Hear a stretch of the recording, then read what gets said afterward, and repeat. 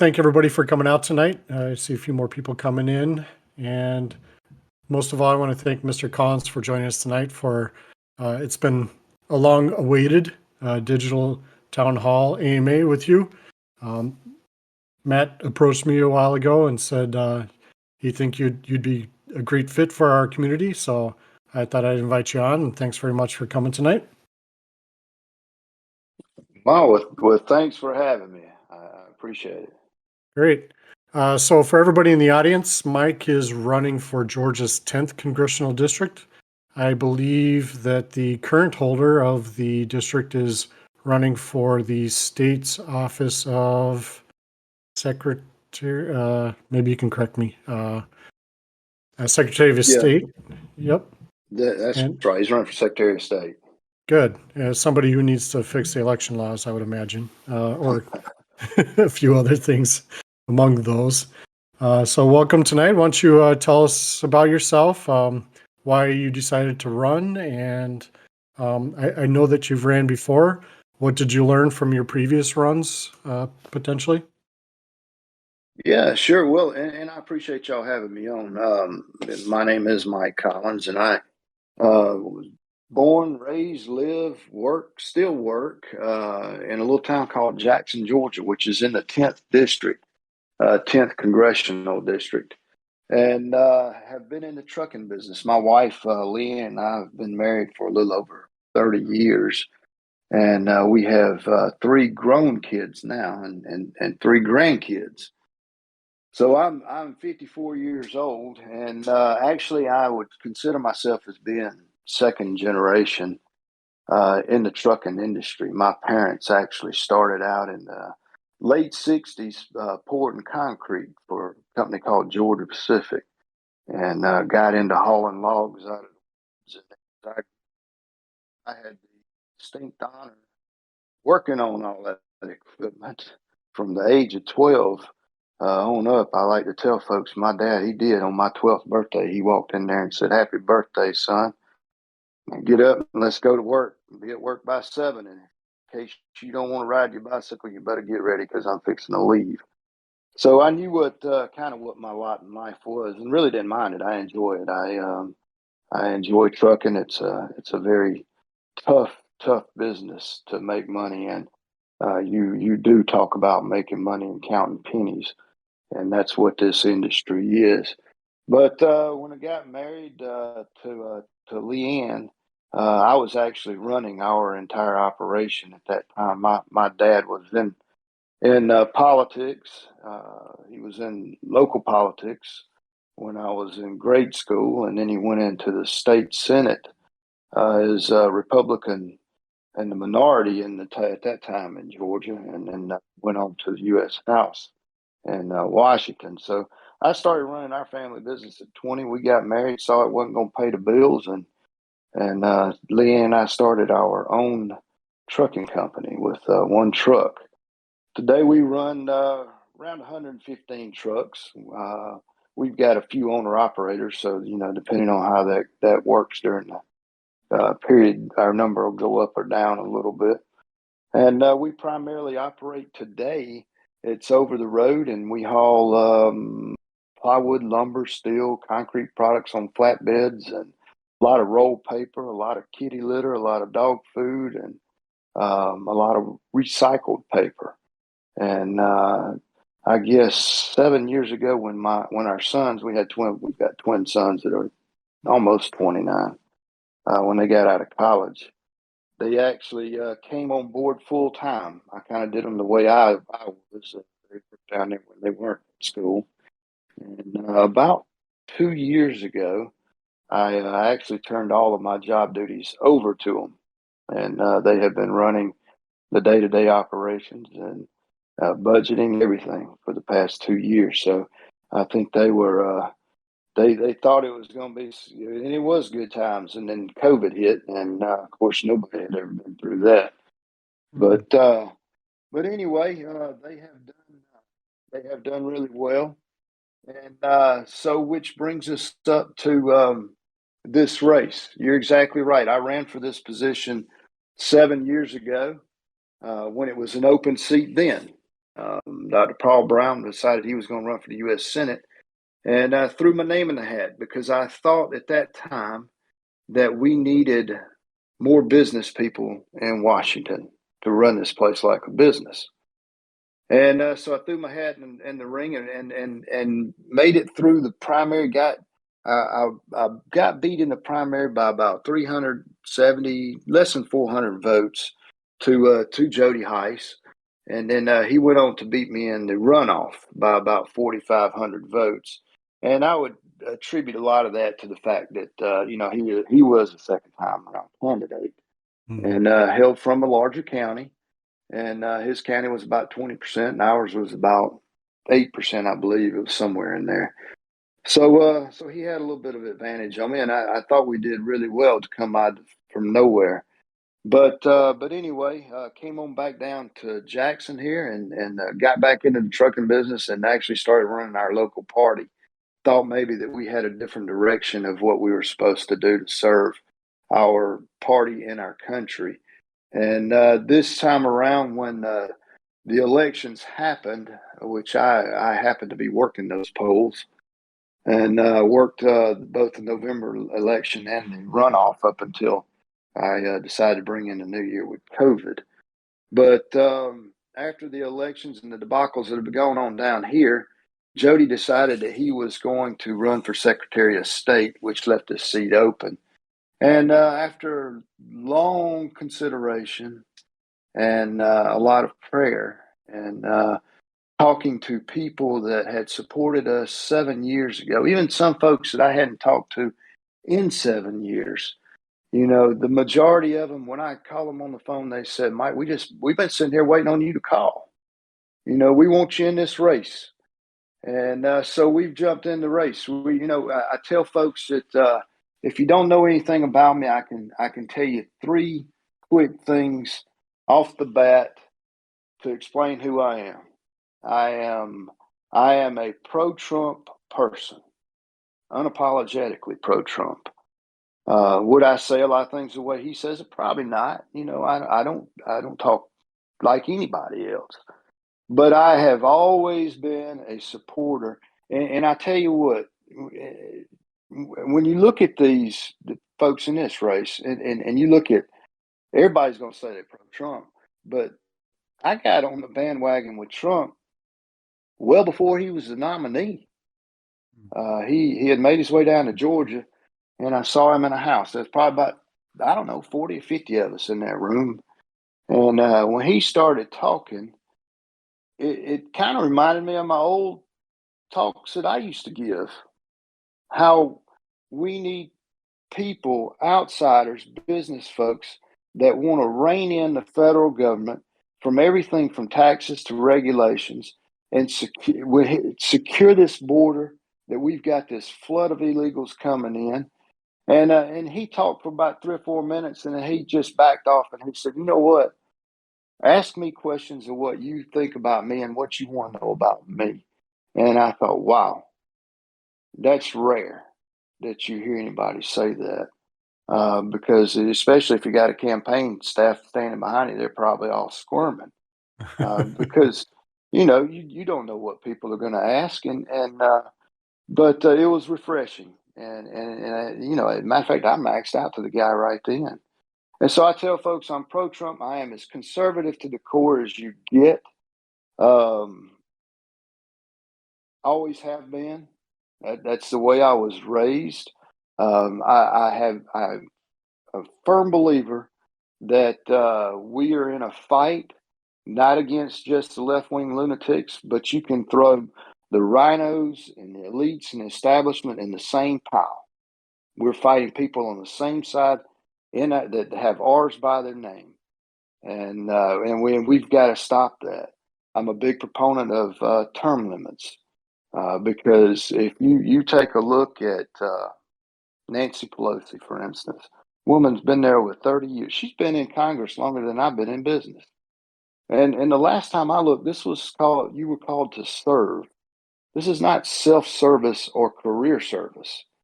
If you want that, then there's other options out there.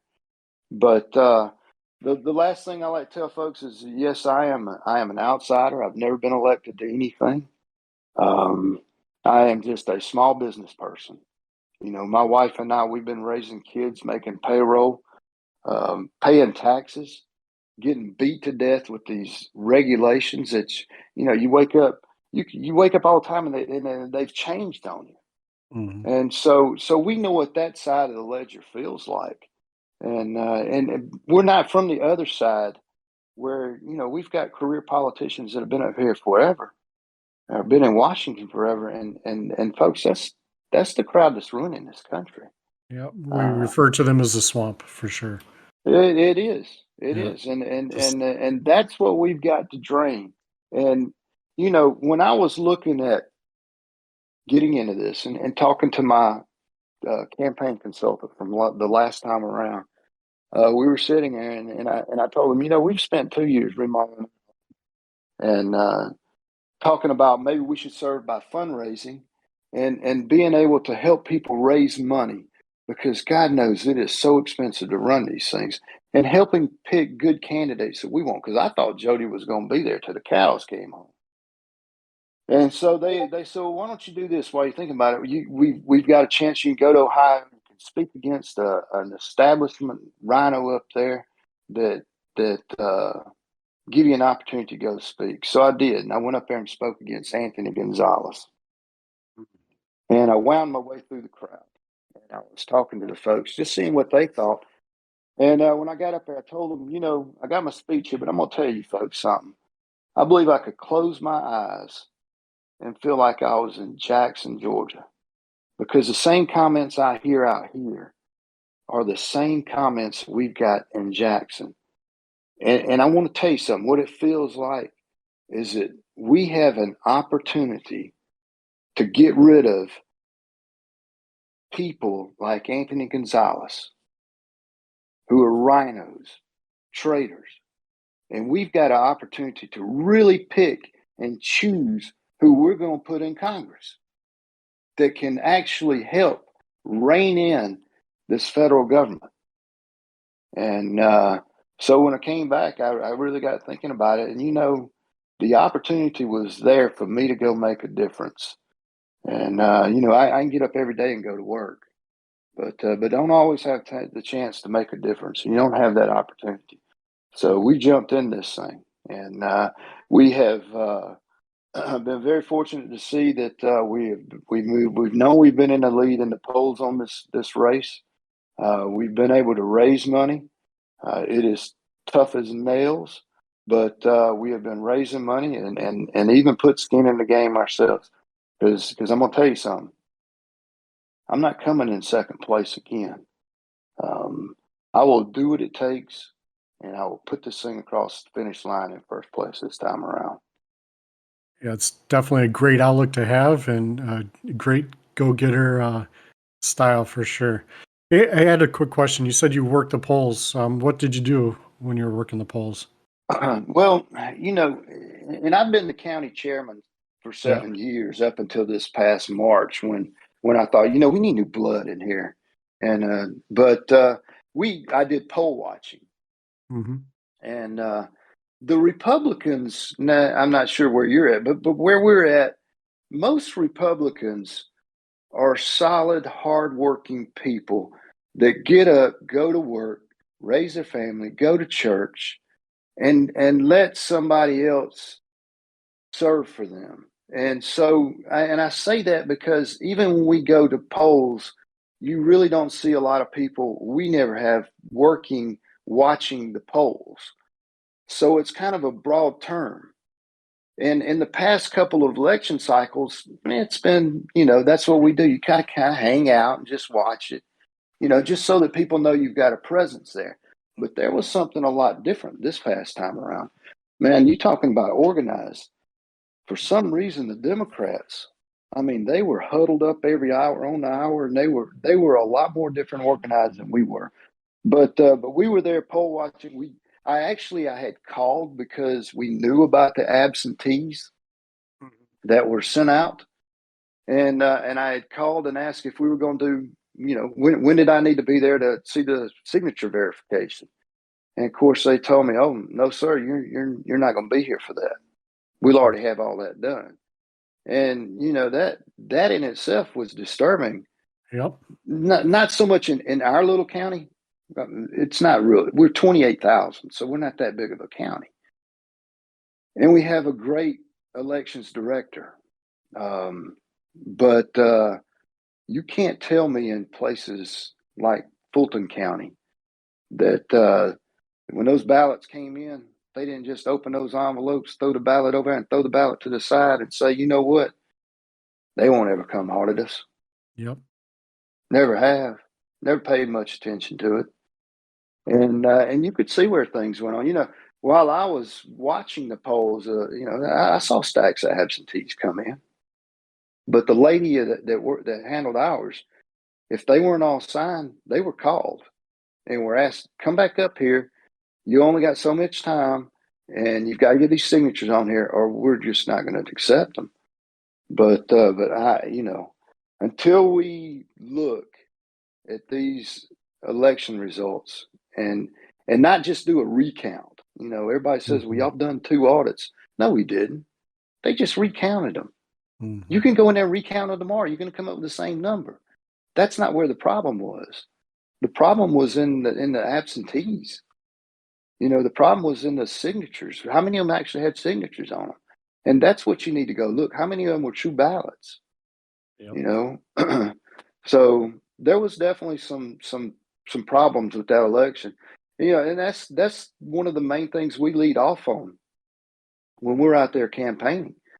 It's kind of funny. I was over. I speak outside the district all the time. We're trying to get constitutional carry passed in Georgia. Great. So I was over there talking about the Second Amendment.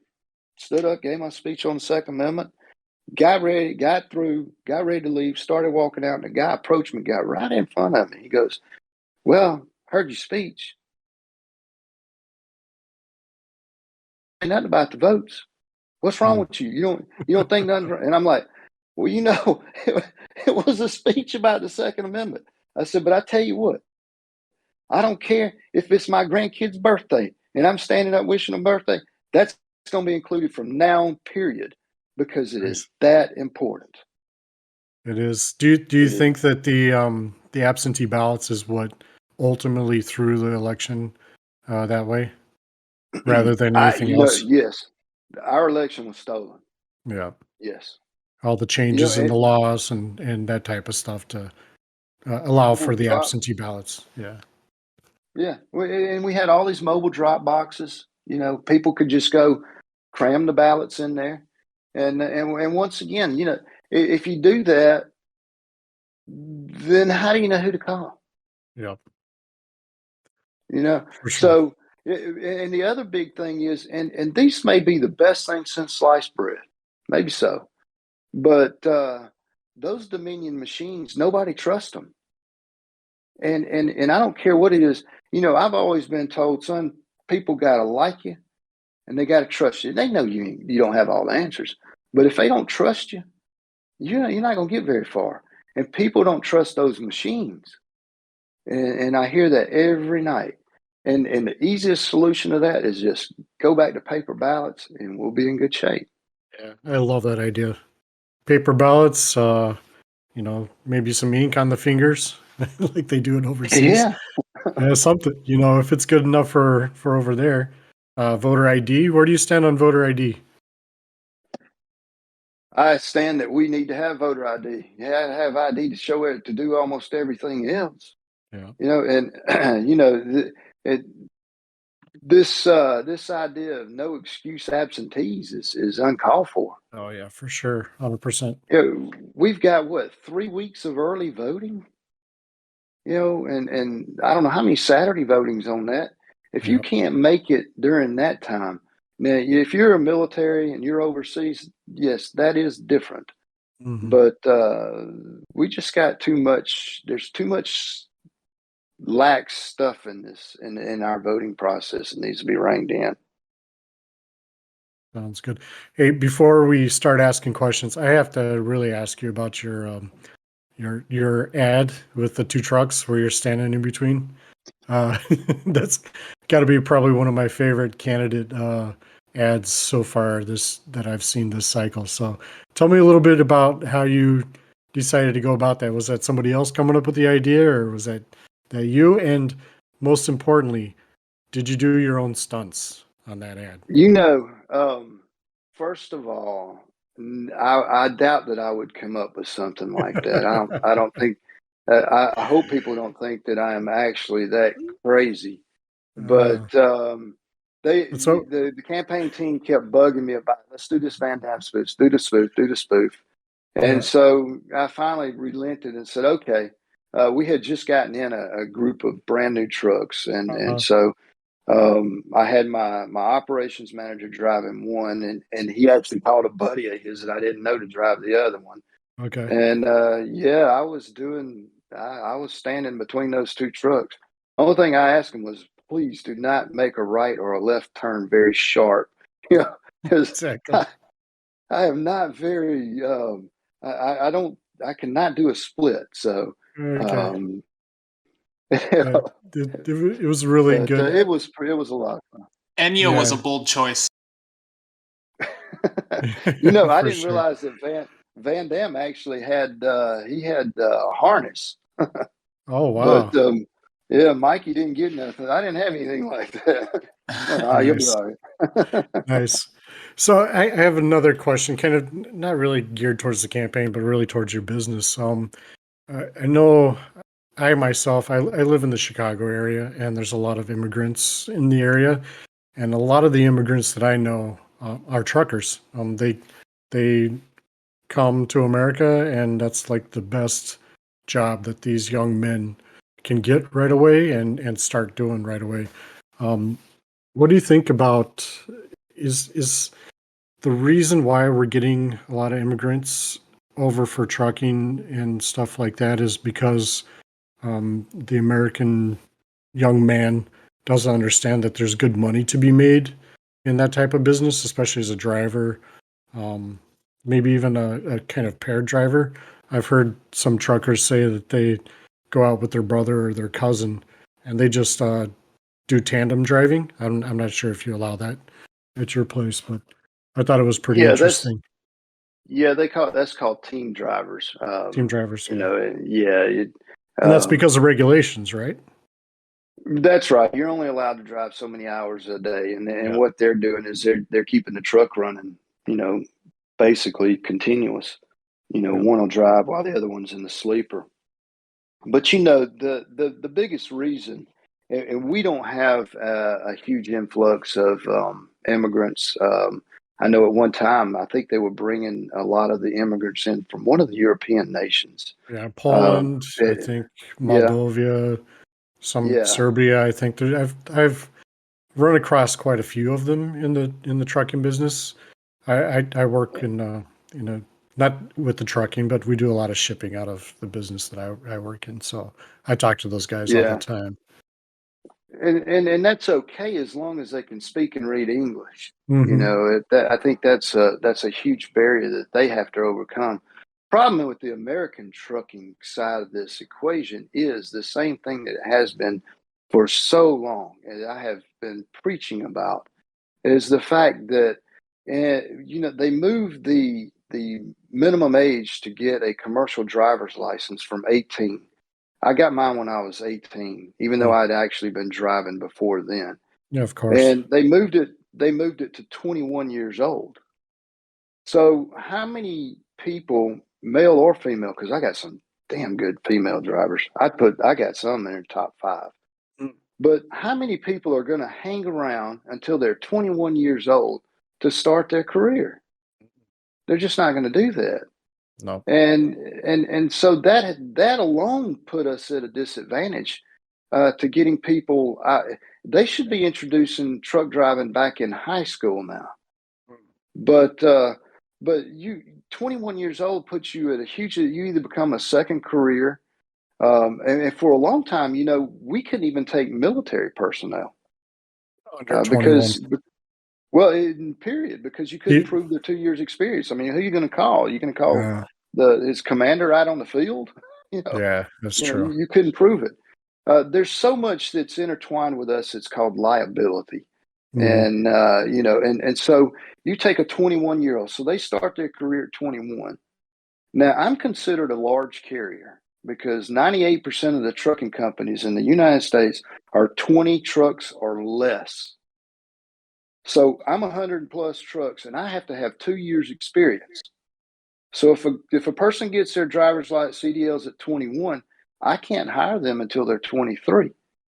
By that That's time, assuming that they've got, yeah, they've got their own truck maybe by that time, and they're maybe trying to by do that what time. you're, or they're But trying to look get at now, finance for now it. we've yeah, but now we've pushed the age on up, so it's just a huge disadvantage. And that's our population, our driving population has increased steady over the years, and we have a huge population of retired people, 65 plus that still drive, and of course they drive because they just love it. Yeah. It's who they are. That it's like that's their house. They get up at every day. So, but but we've got some problems there that we need to fix. And And going to back to 18-year-old driving is one of the solutions. that's a federal law, right? That's correct. Yeah. If you're 18, you cannot, for some reason, crossing the state line is interstate commerce, and they can't do that. Makes no sense. Yeah, that's not good. So, but technically, they could potentially do local driving or Yes, local delivery yes, and stuff like that, and you'd put those yes. guys in a box truck type of thing. Okay. All right. Sorry to get sidetracked into business because No, that's all I'm right. a businessman, so that's what I do. That's been a hot topic here lately. Hmm. That's what so that's what chaps my butt about this administration. Yeah. You got a guy, Mayor Pete, doesn't have a clue of the transportation, Uh-huh. not a clue, and he's out there talking about we're going to pump out truck drivers every 7 weeks. Well, goody goody. Well, where you gonna put them? Because we Yeah. can't hire them. But that's his fix to the solution. And there was some easy Yeah. fixes to that. There still is. Well, I Um, mean, ease but the regulations on driving age. That would be a real quick thing to do. Just like yeah, you mentioned. if you ask me in 5 minutes, I would say the first thing you could do, and this they even had a hearing on the Hill, I guess probably 4 weeks ago. Just increase the driving time from 11 hours a day to 11 hours and 20 minutes. You would virtually eliminate the 80,000 driver shortage that we have right now. It's called being productive. Yep. And the other easy thing they could have done was increase the weight limit from 80,000 to 84,000. Boom, you're fixed. It's done. On highways, or Yeah, that's mostly highways, right? Yeah. yeah, It's yeah. interesting. I could probably talk all night about trucking, but that's just my thing. So, um, we do have a few people that are gonna ask some questions. You okay with that? Yeah, Um, yeah, all right. yeah. Y'all Our go easy first. on me now. I've been Okay, up since like 4:30 this morning. that's okay. You're owner operator for a business. So, all right, Nictobot, you got some sound. Hello. I think I'm gonna kick him. Sorry. Yep. Yep. Sorry So about that. so's military boys. Yeah. Nick was in the military, so he was having some issues. He's probably gonna hop back in, but I'll go ahead and bring up Guthix. Nick, fix your phone. Guthix, you're up next. All right, you're up. I'm in? Okay, cool. Yep. Hello, Mr. Mike Collins. I'm Guthix. I had a couple technology-focused questions, so just bear with me. I'm basically just going to read out a script. How do you feel about new technological business movements that, like in trucking, that have popped up recently, especially from a legitimacy standpoint, such as like in the freight tech, at least that's what the journalists seem to be calling it, with like Uber Freight, Convoy, Transfix in the new freight brokerage market.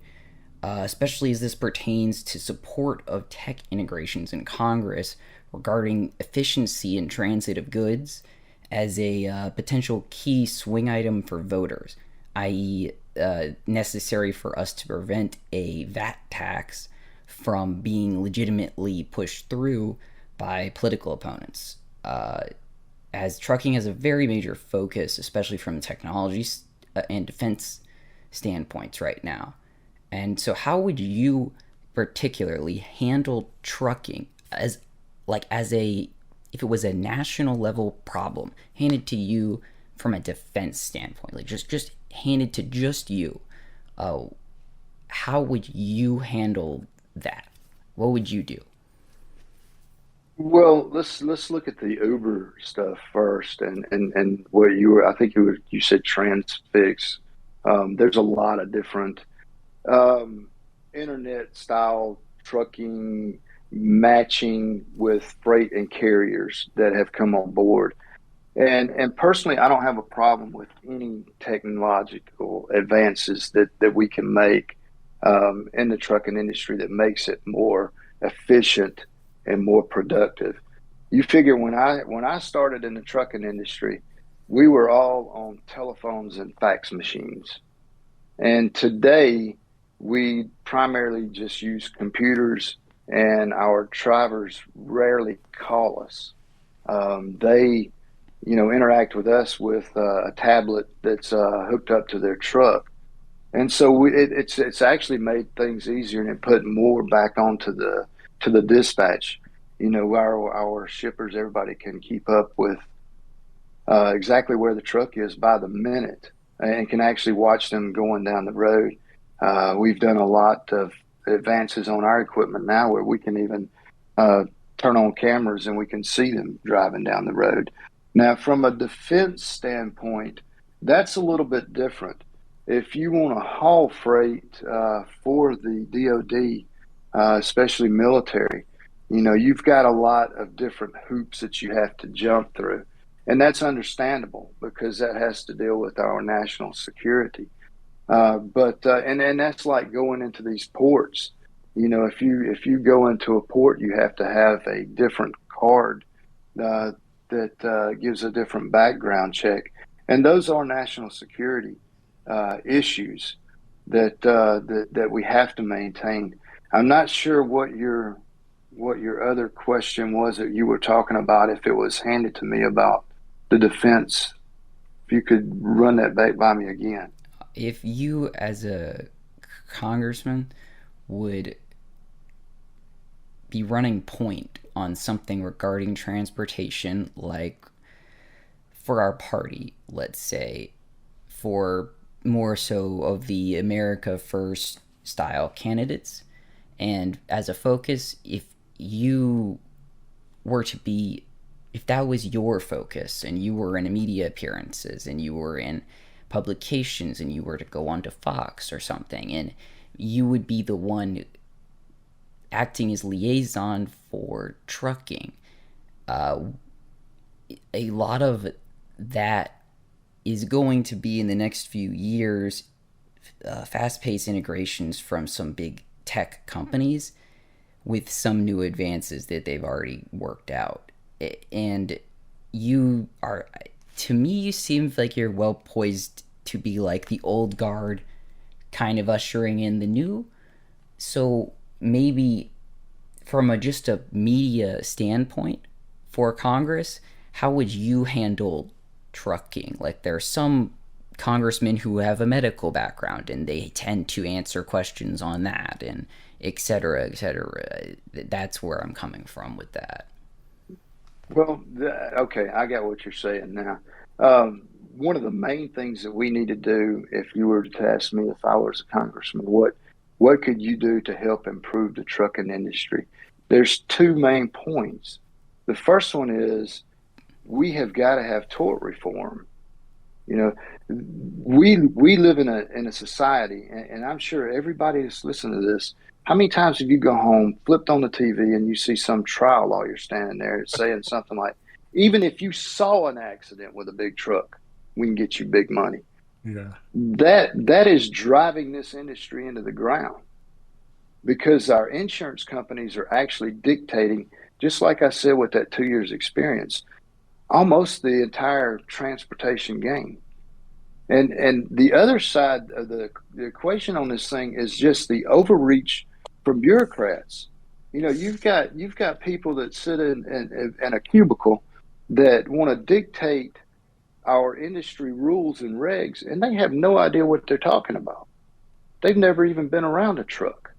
But yet, if they can think of one more reg, and you say, "Well, give me an example."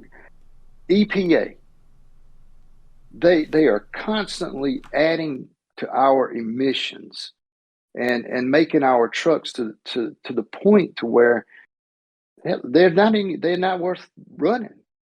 I think in the past 3 months, I have towed at least a half a dozen trucks to the tune of almost $20,000.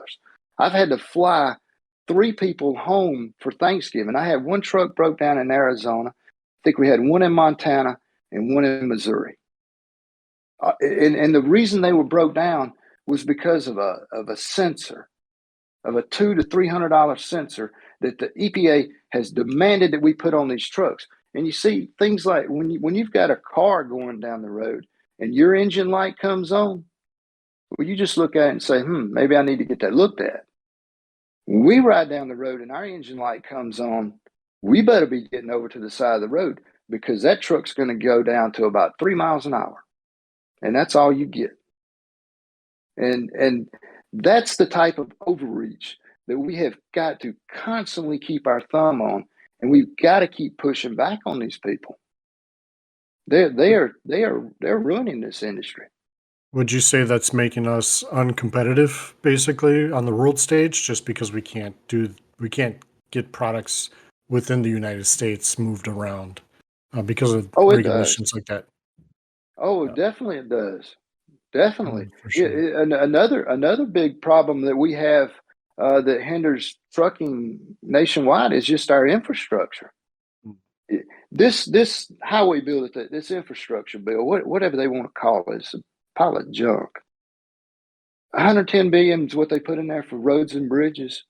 That's not going to do anything to alleviate the congestion. You know, if you would just eliminate the congestion problem that we have, you would solve a ton of problems in trucking just on productivity. But they don't do that. You know, they do stupid things like make us change our engines so that we go from an average of 7 miles to a gallon back down to 4.5, and then they make us increase the capacity of the oil that we put in the truck, and then they make us have to have more oil changes, all in the name of having cleaner air come out the exhaust. That doesn't even make common sense. Yeah. Hey, I just wanted to go back and touch on something. You mentioned insurance, and since I work in the healthcare industry, so insurance is kind of a big thing for us as well. Are you guys restricted to in-state insurance? There's no kind of open border shop around type of insurance restrictions like we have. Basically, Blue Cross Blue Shield is state by state, even though it's one big company, they still do 50 individual states. Is it that way with trucking insurance as well? Yeah, it is, but you know, it still makes it tough. It's funny. You take 20 years ago, I didn't even fool with our group insurance, our health insurance. It was just something on the back burner, and it was really good. It was there. It was used. And then once Obamacare came in, oh God, Katie barred the door. That's my major expense now. And we are, as a matter of fact, we just went through renewal, but and you've got certain brackets, which I'm sure you're well aware of, that you've got to meet before you can actually see what's going on in your health care, to where you can participate to make sure that your health care is not increasing that much. And the problem in Georgia is you don't have a lot of competition. You know, Obamacare did a well of a job knocking out the competition. Yes, And Blue Cross is pretty much the only player in the game. And when they walk in with a 20% increase, you know, and your insurance was running you $400,000 last year, that's $80,000. Yep. That really cuts in, and it's not fun for anybody. All right, we got Nikto up again. Hopefully, Nikto's phone is fixed. Hey, Nikto, you go ready to ahead. check? Yep, we can hear you. Okay, Much cool. better. Appreciate it. All right. Okay, tonight I only really have one comment and two questions. My comment is the EPA is literally just the ATF of the auto industry. Just out to collect fines and push stupid regulations. And Oh, my first question is you're hitting a home run right now.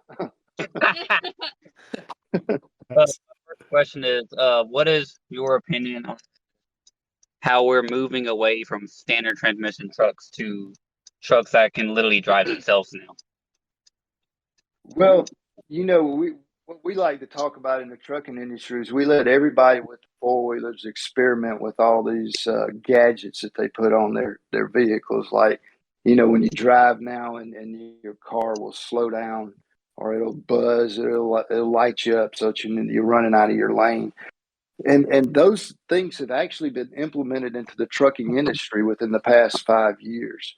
And the automated transmission, it sounds like you know a little bit about trucking because you didn't call it an automatic, is really taking root to the point to where, you can get a commercial driver's license that is automated transmission only.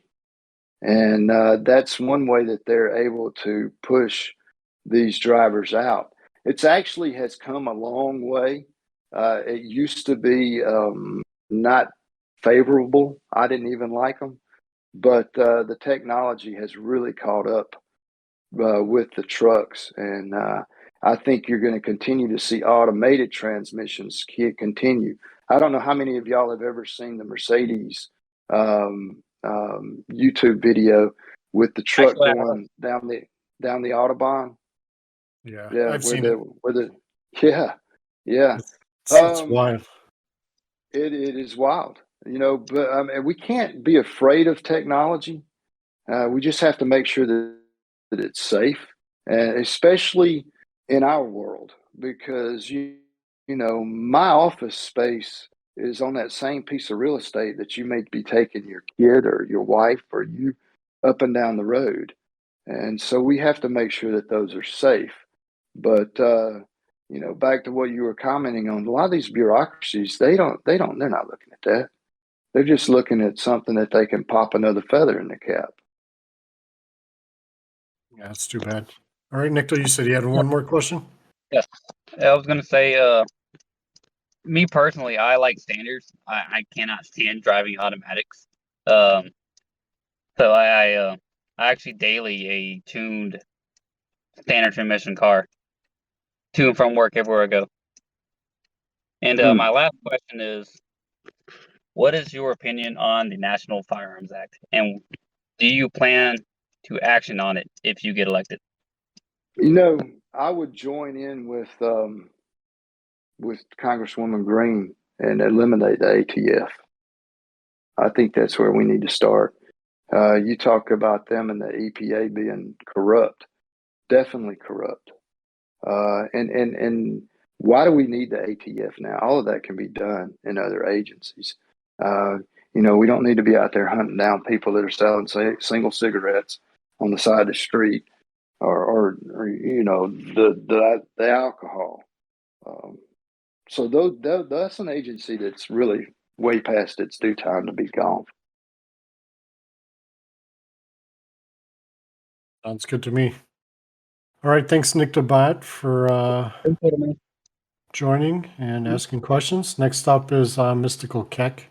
We have some very unique names here. This is the joy of having an anonymous online community. It's great, including myself. Let's see. Come on up. You have to accept the invite, Mystical Keck. There you go. Okay, can you hear me? Yep. Cool. Yeah, so we've actually talked before, Mr. Collins. Oh, Hey, we were at Trump's Doral golf course with okay. Anthony Sabatini. Yeah, and those guys. Yeah. So I I was gonna ask you tonight about what do you think about the 1970s trucker culture, the counterculture where there was this river rat guy who started, he's kind of like the first guy who started this kind of like blockade, and everybody joined in one time spontaneously, I think on I-80, and then that spawned into Smokey and the Bandit movies and McCall's Convoy song, and some trucker songs and things like that. But all of that, there was actually a lot of strategy, and there was like a back and forth over a few years where they were negotiating with the politicians. Do you think there's stuff to be used there for your future in politics? Truck drivers back in I'm going to say probably the early 60s used to be known as Knights of the Road. I don't know if y'all ever heard of that. And they were actually people that were really thought highly of. And for some reason, it kind of moved over into a different perspective. Truck drivers became more of a cowboy type of image to where they ran their own rules. But you talk about the I think what you were asking was on some of this truck driver blockades, and then that's always been out there. You hear a lot of owner operators talk about, if we just stop trucking, people might realize just how important we are. Because as cars got more and more prevalent on the road, truckers were pushed over to the side, forced into certain lanes. And a lot of times, as more cars got more prevalent on the road, they really lost a lot of respect. And it's tough. The trucks don't stop that easy, and people cut them off. But having said that, when you offer up and you say, okay, we're going to blockade, a lot of people can't afford to do that. But I really believe that what has happened in the past month, especially, has thrown a light on how important it is for trucking. Last year was the same way. During COVID, trucking was really brought to light to just how important, because most people just drive up to the store and expect their products to be there. The truck driving down the road is just somebody that's in their way. You can't get around them. You can't see around them, and they're slinging stuff all over you. Especially when it's raining. Yeah. Yeah. But I think those two things have really turned a different light on our industry, and while it's on our industry, is the time that you make real strident changes, and make sure that we can get some of those things done that I was talking about that really could help reduce a lot of the problems that we have in this industry. But Smokey and the Bandit, probably one of the best movies ever made. I'm gonna have to agree with you there. I kind of grew up. I'm not too much younger than you, Mike, but I would have to say it's one of my favorite movies of all time. Hey, somebody brought it up in voice chat text, but do you think that truckers could play a big role in kind of enforcing a pushback against the illegal mandates of vaccine mandates and that type of stuff? Do you see that if Mr. Butted Edge tries to push for mandates for vaccines for truckers, do you think that you would see a potential strike or blockade type thing come across? And this is kind of in the same vein as what we were just talking about. Yes, I really do. I think that, like I said, the industry average age has continued to increase. So you're going to see the people that are at an age that they do this because they enjoy it. They're not going to put up with that. You've already said, if you have a 37% decrease in the amount of truck drivers that you have out there, oh man, you're going to bring this industry to a standstill. I'm already worried that even without the fact that the goods are moving as hard as we can move them, the fact that we have a shortage of products in the pipeline, just your inventory products, y'all, this economy is not going to hold up. There's no way for it to. So if you mandate that on truck drivers, and they've already told you, and these people are in their mid 60s or late 60s, and they just say, forget it. Yep. I'm retiring. You're gonna crash this thing, which is already pretty damn close to crashing right now. You know, and I'll give you an example. I normally have to buy 25 trucks a year to keep my bonus depreciation going. In other words, I can write off 100% of the equipment that I buy. And for the past 2 years, I haven't been able to do that. During COVID, we got 9 trucks that year in 2020. So I had a deficit that year, 16 trucks. This year, we're only getting 5.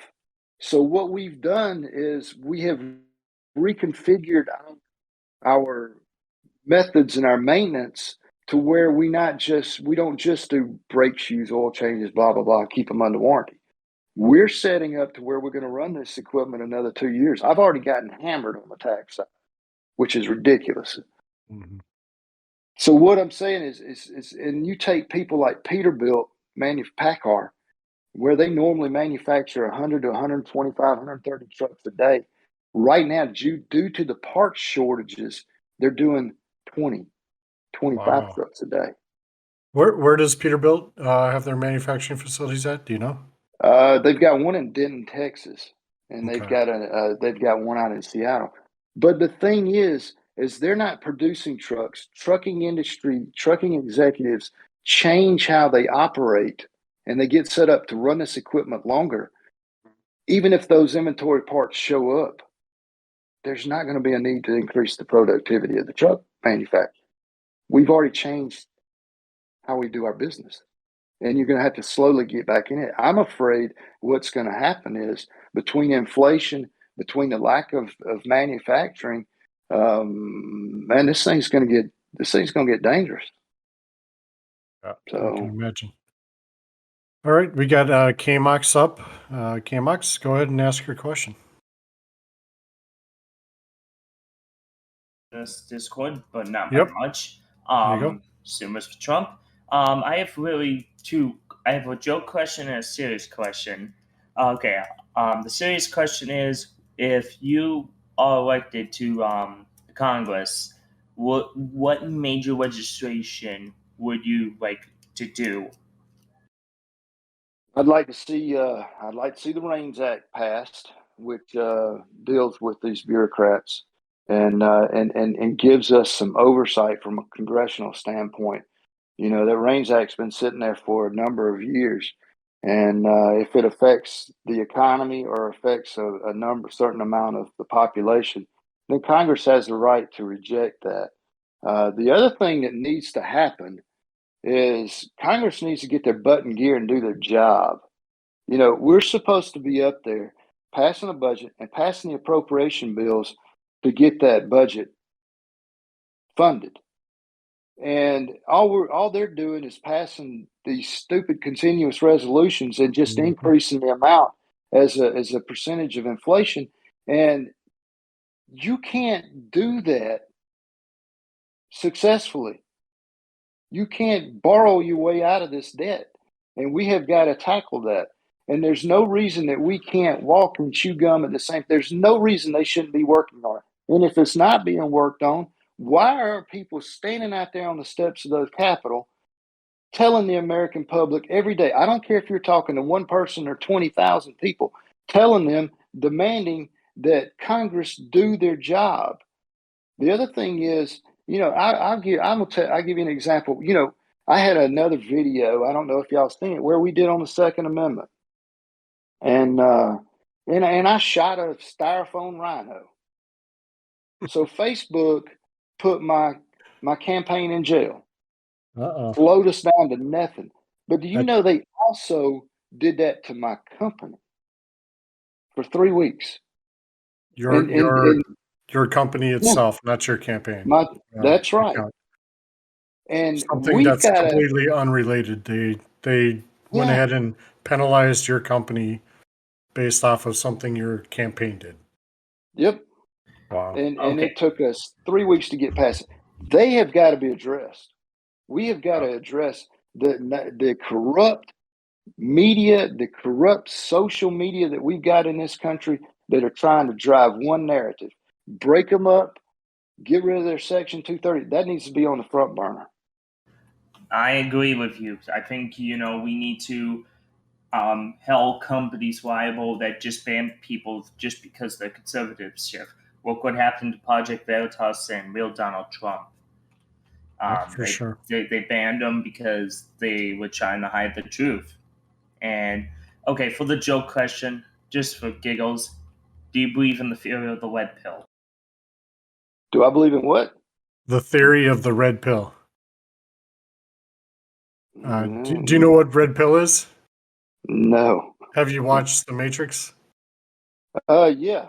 Okay, so red pill is when you take the red pill and your eyes are open to, kind of basically the garbage that they've been feeding you in life. Oh, So you know what? I it is do a joke believe question. So you're okay. it's a You're off the joke hook on question, it. but I will tell you this: we do have a federal government that is out there trying to manipulate not only what we think but what our kids think. And and I'm gonna tell you something. They're trying to take what you rely on is your faith in your creator, your faith in God for your ultimate decisions in life. And what they want to do is focus that to where everything you do is a product of what they want you to think or they want you to do. Be it CRT, be it these mask mandates, especially vaccine mandates, passport. That's all a product just conditioning us. So if that's a primitive form of the matrix, then that's what it is. And man, we've got to have people that are willing to go up there, to go to Washington, and just fight like hell, and not worry about what the consequences are going to be. I hearken on Donald Trump did that. And boy, did they beat the snot out of him. I mean, Yep. they tried to kill him, Uh, and they will do that to anybody. and So what's amazing is he ended up leaving office, I think, looking better than when he came into office, unlike most presidents. So definitely was good. We got thanks KMox for those questions. We got the great meme thief, Mr. Borkerman, up to ask a question. Go ahead and ask your question, Borkman.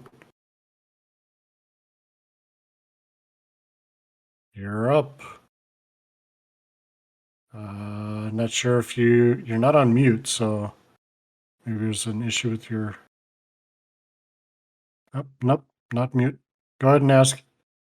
Or do you have push to type on? All right. Going once, going twice. All right, we're having technical difficulties there. We're going to bring up Auburn. Auburn Fighter, you're up. Go ahead and ask your question.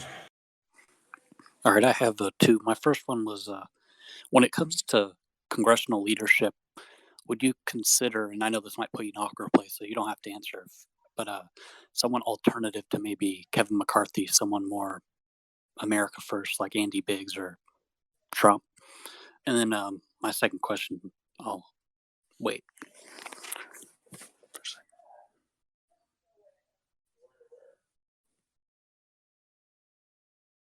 Did you guess the first question, Mike? Oh yeah. I thought he was Okay. going to ask the second question. Yeah, he'll I don't ask have the a, second. Yeah, go ahead and I answer do the not first have one. I don't have a problem answering the first question at all. I have been very out front with the fact that we need new leadership. I am not a fan of voting for Kevin McCarthy. No. Biggs is a good choice. I like Jim Banks. I think he would be a good choice. I think you got a number of people up there. Sometimes you just need new blood. It doesn't, if you put new eyes on something, kind of like what I did in our company, I'm 54 years old. I may not really want to go down the road very much further very fast. But you put a couple of younger people in there, or people that haven't been in there before, and they see things different. I just think that's good. That's good for the whole thing. So yeah, I'm all for it. Let's take a hard look at what we can put in different. For sure. All right, you had another question, Auburn? Yeah, I was going to ask, what do you think of the new social media alternatives and all that stuff going on? Like the new push for it after all this stuff happening in Trump. Do you think maybe in some ways that maybe Trump losing ended up waking up more people and helping, get better social media out there and making the push against them more strong? Oh, I definitely do. I sure do. I think that I think that it woke up the majority of America to things like, not just the different social media platforms, but like, call me conspiracy theory if you want, but how many of y'all have ever thought, who's actually listening in on my phone calls? For sure. Just who's watching my texts? And we Patriot. shouldn't, in the United States of America, we should not be worried about that. But we Yeah. are. Well, the Patriot Act is still going after how many years? And Yeah, I know. Snowden kind of woke us all up to what they're actually spying on us about. So Oh yeah, and complete you've got what are the courts? They the approve what, FISA like courts. 98% of all things that are brought before them. Oh, They just it's terrible. Rubber stamp. yeah. You need Congress oversight right there. Yeah. Everywhere they should just be able to bring in and let's sample. Let's see what's going on. Yep. It's those same courts that the Democrats used to go against Trump and push the Russia narrative against Trump, That's it. because they knew it was a rubber stamp and they knew it was a weak link in our government, and so they abused it for sure. That's it. I think that's one reason that I feel like we just need smaller, limited federal government, less government in our lives, Yep. because it's kind of like a corporation that gets so old and it gets over bloated Mhm. and top heavy with special things going on at the top. Sometimes you just got to break it down and get back down to the basics. Yep. It just gets too big for its own good, for Mhm. sure. Yep. So Borkerman actually asked his question in text. I'll go ahead and ask that to you. Would you pass a law enforcing a balanced budget? And what are your thoughts around having a forced balanced budget for the federal government? I have no problem with it. Yep. We all have to balance our own books. The problem with the federal government is they don't think they answer to anybody, and when they don't have to answer to anybody, their easiest solution is to go out there and print more freaking money. Yeah. And if we don't balance, and there's got to be some tough decisions made. You can balance that budget and start working on that debt and get that debt coming down. But you've got to have people up there that are willing to make the tough choices. And if those tough choices, if they're made and they're made for the right reasons, and people still send them home, well, by God, I'll go home my head held high, because that's what needed to happen, and I'm fine with it, because Mhm. we can't stand much more of this. This country can't stand much more of this. Nice. All right, we got Pamilio up to ask a question. Go ahead, Pam. Hi, Mike. Thanks for joining us tonight. Hope you win. First Thank you. question is, how is your ground game in your area? And as far as poll watchers go, do Republican poll watchers outnumber Democrat poll watchers? And how do you feel regarding getting people into their local election offices to really have a good ground game and make sure that the voting cap is accurate? We don't have as many poll watchers in the past that the Democrats have had. Mm-hmm. But having said that, for the past 6 months that I've been going around, I've started asking the question: how many people are new that are here? Because I actually picked up that in Strongsville, Ohio, when I was walking around to that 800 people there. And it seems like there's about, on average, 30 to 35% new people that are showing up at these meetings. And they invariably say, I have no idea what y'all do, but by God, I'm here and we got to do something. Those are the type people that you've got to keep energized, and you get them to help out at these polls. When I'm talking to people, you're hitting the nail on the head with the board, with the elections boards. Mm-hmm. You need to figure out how they're appointed, how they put people on those boards, and we need to make sure that we get good Republicans on those election boards. Everything from your dog catcher, your homeowners association, to your mayor you need to go back to partisan elections. You can't do it with your homeowner association. That's a joke. But with your city officials, this nonpartisan politics that we've been playing is nothing but a beauty contest. And we need to know what team you stand on, bigger government or less government. And then you can fight inside that to find out whether or not they're true conservative or whether they're just an establishment crowd. But y'all, we've got to get back engaged, and I think you're going to see a lot more people do that are just flooding into the meetings. But I think you're going to see a more organized Republic. We had Zoom meeting after Zoom meeting between the last November election and our runoff in Georgia, and they really weren't that good because they weren't explaining anything other than you got to be there. You know, there's certain rules that you can follow inside these polling areas. And so, but I think this next time around, we are going to have a totally different change on the amount of people, the energized people, and the people watching. All right. Thank you for that. If I have just one more question, what do you think of the supposed human rights violations of the January 6th protesters? And if you do get to Congress, will you call for the release of the 1,400 hours of footage to really stop all this nonsense and really get down to the truth and what happened that day? You know, back in the middle of summer, was it June? There was a rally in D.C.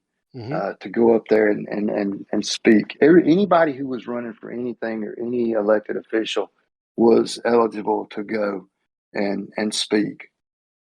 And what did we have? We had 3 people show up, and I was one of them, and glad to. Those people need their day in court. Yes. You know, I don't know if they're guilty or innocent. I have no idea. But I do know this, that when you lock them up in solitary confinement like they've been, and the way they've been treated, and you're violating their constitutional rights.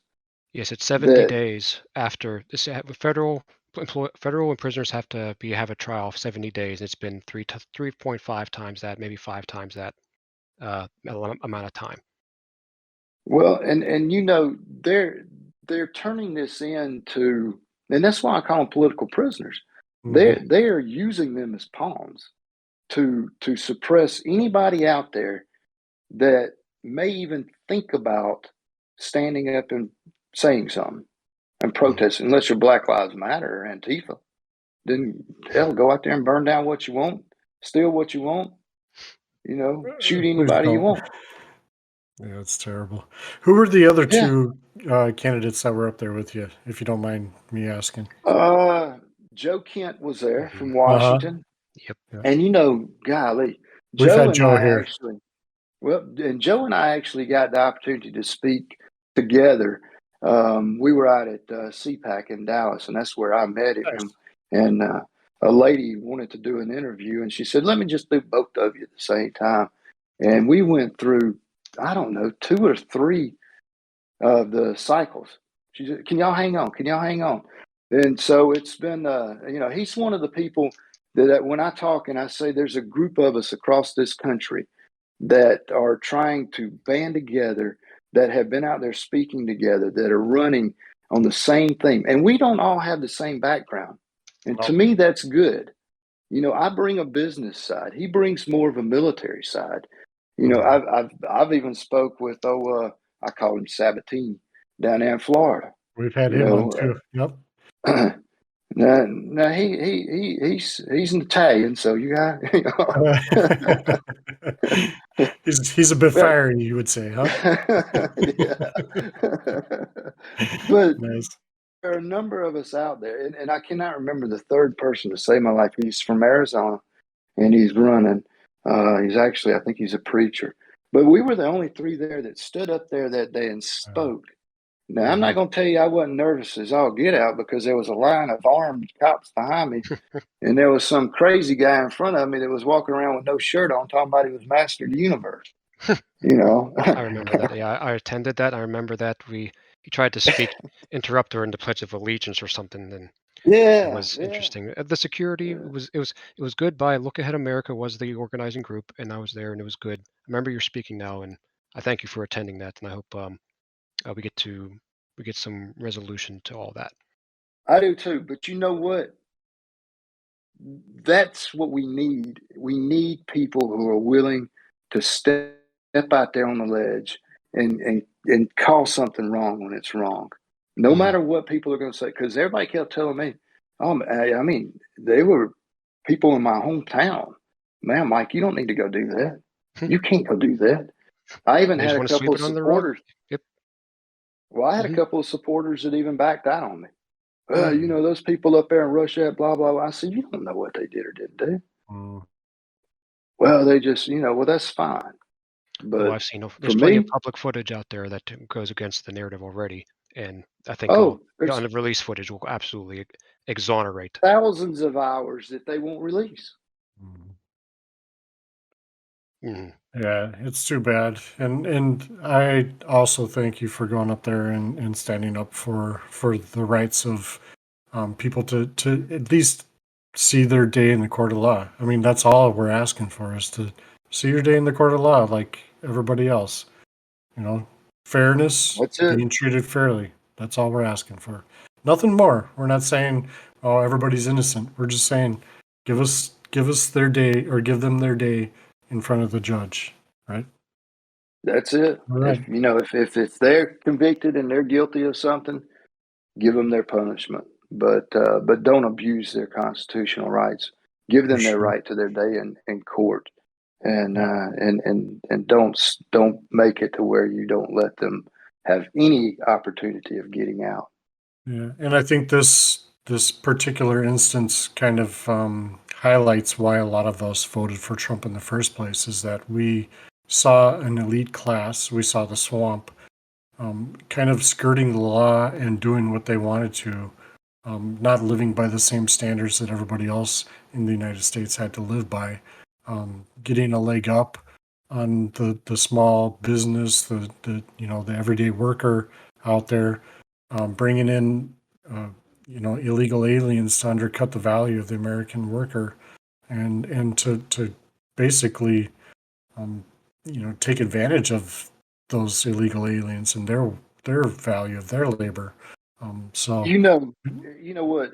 Since I was a kid, I have always been told that I still hear my dad say, "Son, the number one enemy to China is the United States." And you look, and this goes into what you're talking about illegals and an invasion. It's just an immigration invasion. But China is just as much a problem as that lack of that border wall down there. And that border wall needs to be finished just to cut off the migration problem that we got down there. But you look at the amount of fentanyl that's started coming back across this border, and the amount of people that are dying from overdoses from that crap coming out of China. And then you take a look on the other side of it. You take a look at what China's doing. When they send people over here to take our jobs and do them at half the salary. Newt Gingrich, I'll never forget, Newt Gingrich said about 10 years ago, maybe a little longer than that now, but he said, Mike, China is beating our socks off in math and science because our public education is not teaching it. So China comes over here and they do several different things. They got these Confucius institutions that they put in the colleges where they can go in and tell who sits on boards, how many Chinese people are going to come over here and take classes in our universities, learn our intellectual properties, and then take that and haul it right back to China. They come over here and they take our jobs at half the salary so that they can learn exactly how you make your products.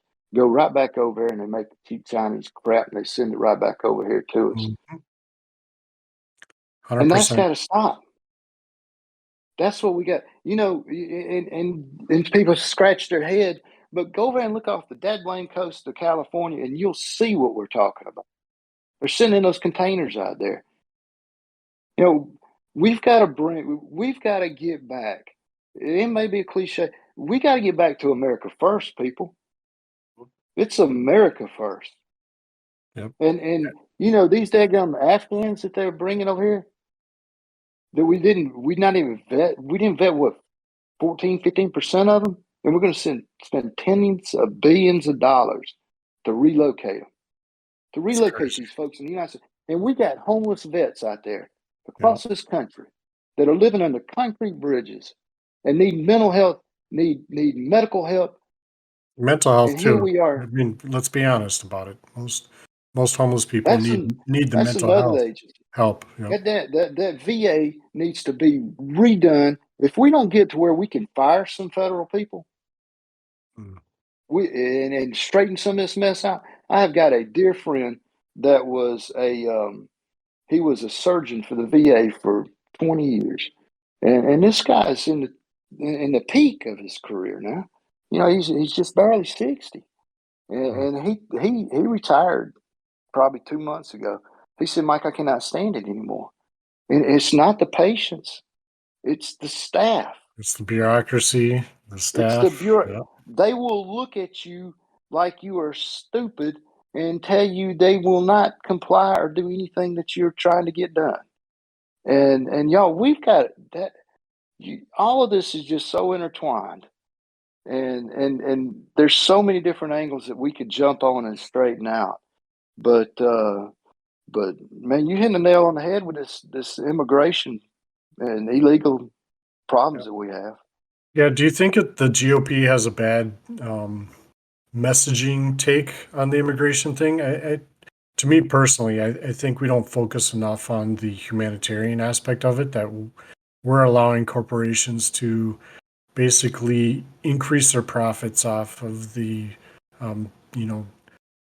their ability to kind of make illegals part of their workforce and kind of hold them at that, we can make some more money off of you because you're not legal. So we'll go ahead and artificially push the labor down because we're taking advantage of you. Do you think the GOP has a problem with messaging on that? I think that we have a problem with spineless Republicans. Yeah. I'm going to give you a phone call that I had probably 2 weeks ago. I don't know how much time we got, but it was from someone that was in the trucking industry, a very large public corporation. So I won't say their name. And the only way they can contribute is through PAC money or checks, PAC checks. So the phone call was made to me. They would come, "Mike, we understand you running, so we want help." And obviously the young lady had already looked at my background and everything, so she was a little bit standoffish, blah blah blah blah. So at the end of the conversation, she says, "Well, Mr. Collins, we want people that are bipartisan. We actually got involved with Marjorie Taylor Greene's runoff for her opponent. We supported her opponent because we need people up here that compromise, work with other folks across the line." And I said, no, that's not what you need. What you need is somebody up there that you can give money to so that they can. The Democrats never compromise. They don't compromise at all. But you'll feed that Republican enough money to where he can stay in office and then he'll give and bend over backwards and get taken advantage of. That's what we got to stop. And I called her by name. I said, I tell you what, I'll see you in 2023 in January. I hope you have a good day. And that was the end of that conversation. Very nice. All right. One of our mods actually has a question. Donald, go ahead.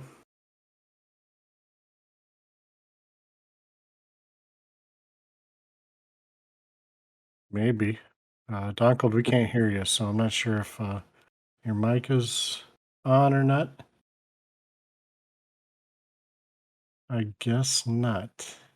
All right. Why don't you go ahead and type your question into either the voice or the mod chat, and I'll bring somebody else up real quick. I know we got Takio's up next. He hasn't asked a question. I'll leave you up here, Donald, in case you can figure out your mic. Takio, go ahead and accept the invite.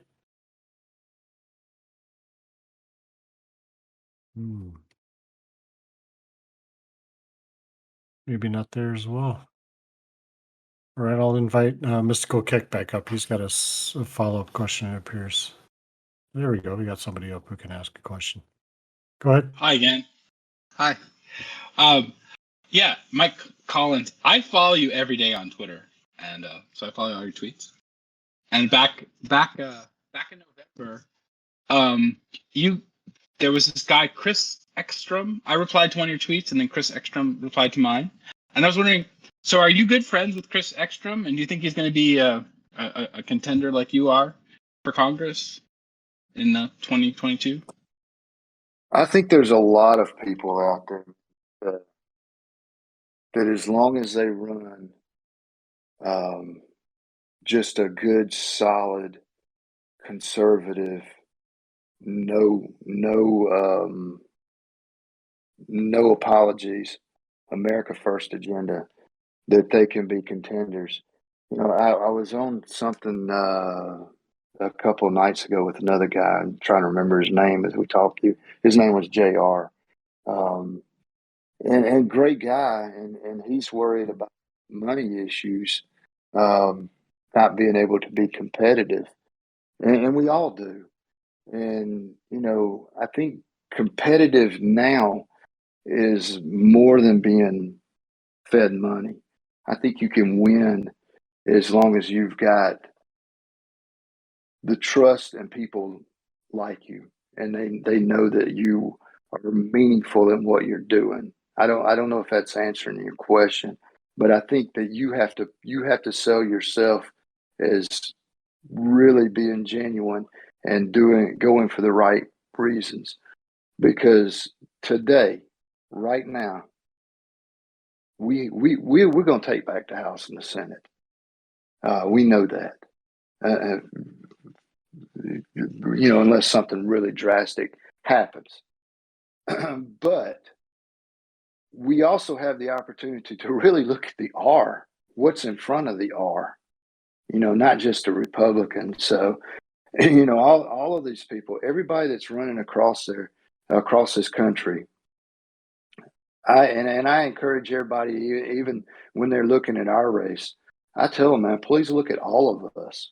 You look at everybody running for the congressional seat here in the 10th district, because I want you to know that there is a difference in every one of us. And I've had some people tell me that, well, you know, there's not much difference between you and so. Well, I can sit there and point it out pretty clear. So as long as I say that you're running to who you truly are, you can be competitive. Very good. All right, Takio, we got you up finally, and hopefully we got you working.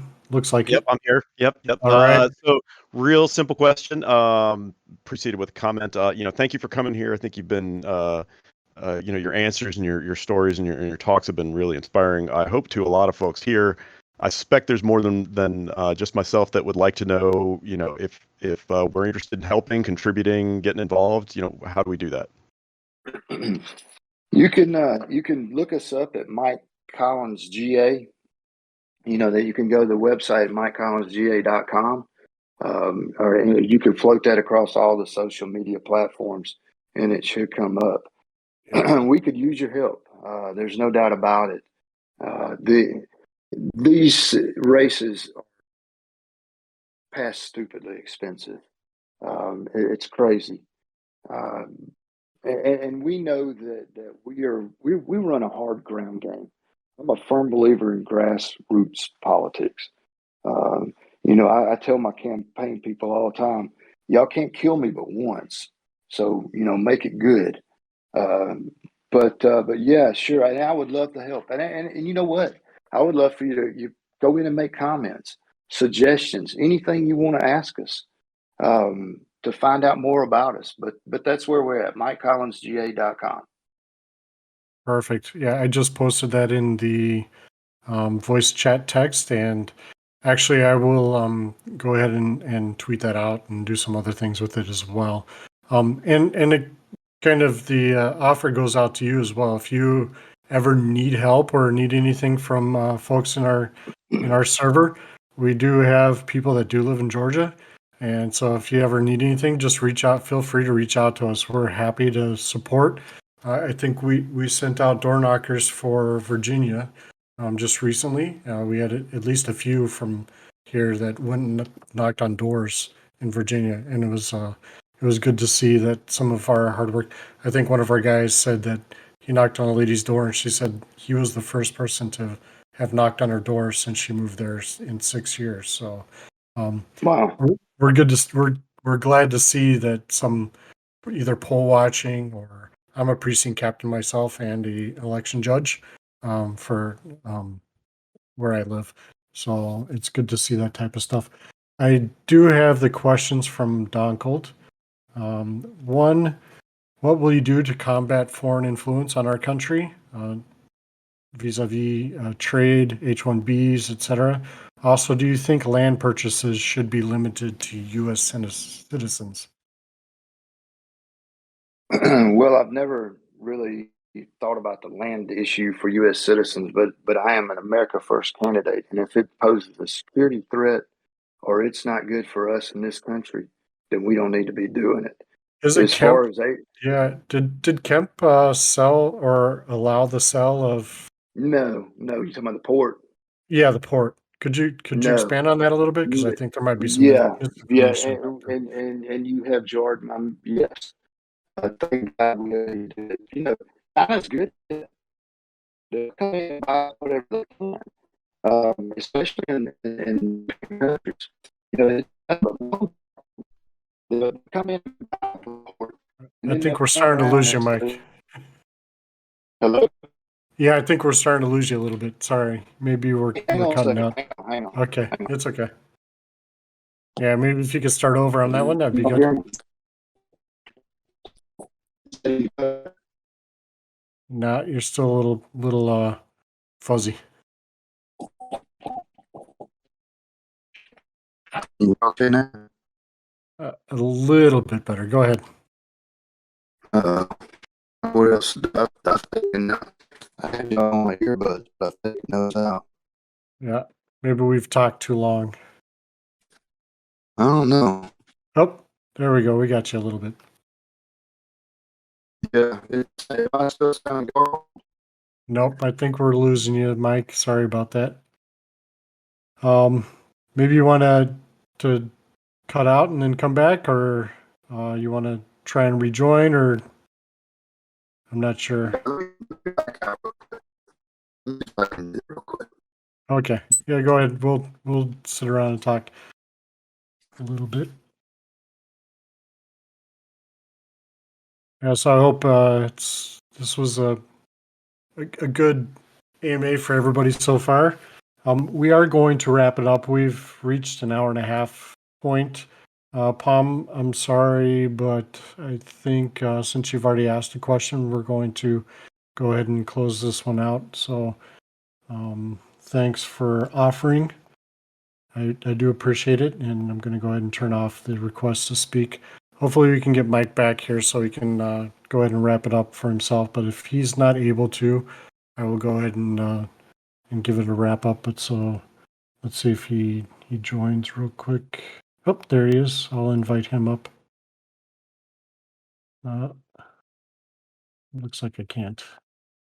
Oh, let me bring Mike up.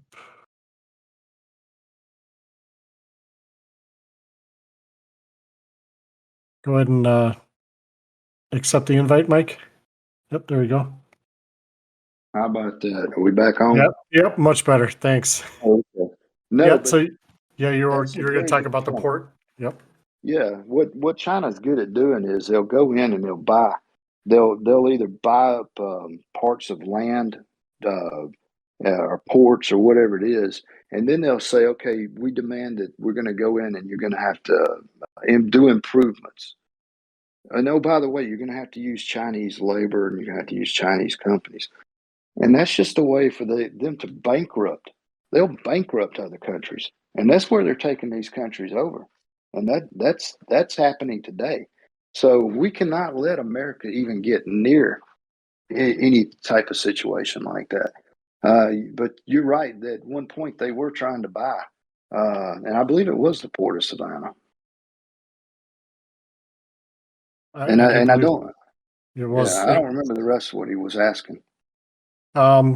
So if you about the land purchases, do you think it should be limited to U.S. citizens? And you kind of expanded on that just now with Yeah, as long as it's not a security risk, or if it and I is a think he was security asking risk for about sure. H-1 visas. Oh, I don't remember. H-1Bs, yeah, H-1B Yeah, visas and yeah, foreign influence on trade, that type of thing. yeah. Well, I think they ought to limit all of the visas. Just cut it off. Yeah, Cut it off. We've got to straighten this mess out, y'all. very That's based. where I get back. We need to get back to the basics and understand that we have got to take care of America and Americans first. Sounds good. All right. I did have Lovelex mention that they wanted to know what your thoughts were on the opioid crisis, with Bill Clinton actually opening that up after the war on drugs. There was kind of a switch in tactics and things like that, and some other things. But what's your thought on the opioid crisis? How would you address the issue? I know I lost one of my best friends probably 7 or 8 years ago to a drug addiction that led to an overdose that I didn't even know he had. So I think it impacts a lot more people in America, especially right now with the economy the way it is and COVID and the restrictions and lockdowns and that type of thing. What do you think you might be able to bring to the table on that? I think it needs to be brought. And I think the opioid crisis is huge, and it needs a spotlight on it, a huge spotlight on it, to where we can actually help treat these people and get them off of their addictions.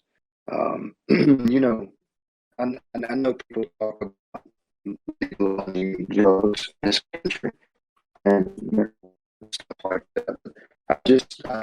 I am a believer that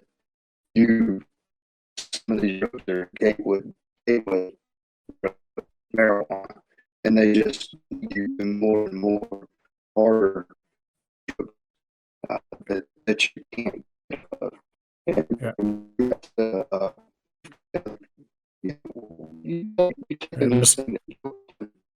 We do have you. You're cutting out again, Mr. Collins. Sorry, I'm going to cut you off. Sorry about that.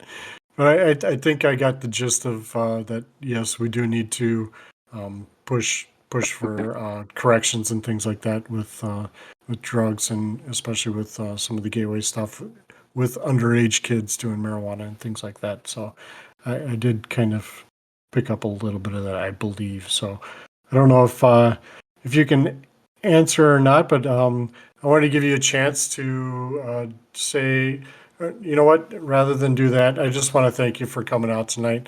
I'm going to go ahead and link all of your links, your Twitter, your campaign website, your campaign Facebook, your Instagram, and also your YouTube. I'm going to go ahead and link those in the voice chat text.